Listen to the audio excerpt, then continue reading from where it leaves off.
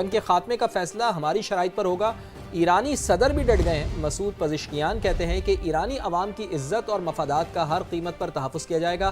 آج ایران دنیا کے سامنے روشن موتی کی طرح چمک رہا ہے۔ ملک کی حفاظت اور سلامتی کے لیے مسلح افواج کا کردار تاریخی ہے۔ تو ترجمان ایرانی وزارت خارجہ اسماعیل بقائی کا یہ کہنا ہے کہ امریکہ کے ساتھ براہ راست مذاکرات نہیں ہو رہے۔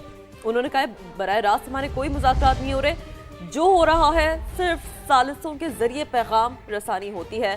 جنگ ختم کرنے کے لیے امریکی مطالبات حد سے زیادہ اور نامعقول ہیں۔ جیسے کہ ہم نے اس سے پہلے بات کی تھی کہ ایک تو وہ مطالبات ہیں جو امریکی صدر کر رہے ہیں، جس کا دعویٰ خود امریکی اخبار کر رہا ہے، اور پھر یہ ایک وہ جواب ہے جو ایران کی جانب سے آیا ہے۔ یعنی دونوں طرف سے ہم یہ کہہ سکتے ہیں کہ بیانات کا سلسلہ جاری ہے، اسٹیٹمنٹس دیے جا رہے ہیں، اور یہ کہہ سکتے ہیں کہ ایک تو جنگ چل رہی ہے، فزیکلی وہاں پر اٹیکس بھی ہو رہے ہیں، اور ایک الفاظوں کی جنگ بھی چل رہی ہے، جس میں دونوں طرف کا پلڑا بھاری ہی دکھائی دے رہا ہے، کسی ایک طرف جھکاؤ نہیں ہے۔ اس کے ساتھ ساتھ ایرانی پارلیمانی سیکیورٹی کمیشن کی آبنائے ہرمز میں جہازوں پر ٹیکس لگانے کی منظوری بھی سامنے آئی ہے۔ بل کے تحت تیل بردار جہازوں پر ممکنہ فیس $20 لاکھ ہو سکتی ہے۔ ایرانی میڈیا یہ رپورٹ کر رہا ہے۔ آبنائے ہرمز سے گزرنے والے جہازوں کو ٹیکس ایرانی ریال میں ادا کرنا ہوگا۔ ایرانی میڈیا یہ کہہ رہا ہے، اور شیرین آپ کو یاد ہوگا کہ اس طرح کی تجویز اس سے پہلے ایرانی جو حکام ہیں ان کی جانب سے دی گئی تھی، اور اب اس کا باقاعدہ بل بھی پیش ہوا ہے جو منظور بھی کر لیا گیا ہے۔ غیر جانبدار ممالک کے جہاز کو آبنائے ہرمز سے گزرنے کی اجازت دی ہے۔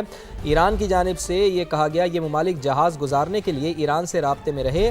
آبنائے ہرمز کی بندش اور قیمتوں میں اضافہ امریکی جارحیت کا نتیجہ ہے، یعنی دنیا کو یہ پیغام دے رہے ہیں کہ جی آبنائے ہرمز کی جو بندش ہوئی ہے اور قیمتوں میں اضافہ ہوا ہے وہ صرف اور صرف امریکہ اور اسرائیل کی جارحیت کی وجہ سے کر رہے ہیں نا کہ دیکھیں اس سے پہلے تو سچویشن بڑی سموتھ تھی، تو اس کے بعد جو بھی ہوا ہے اب بیسک مطالبہ ہو ہی آبنائے ہرمز کے سینٹرک رہا ہے۔ تو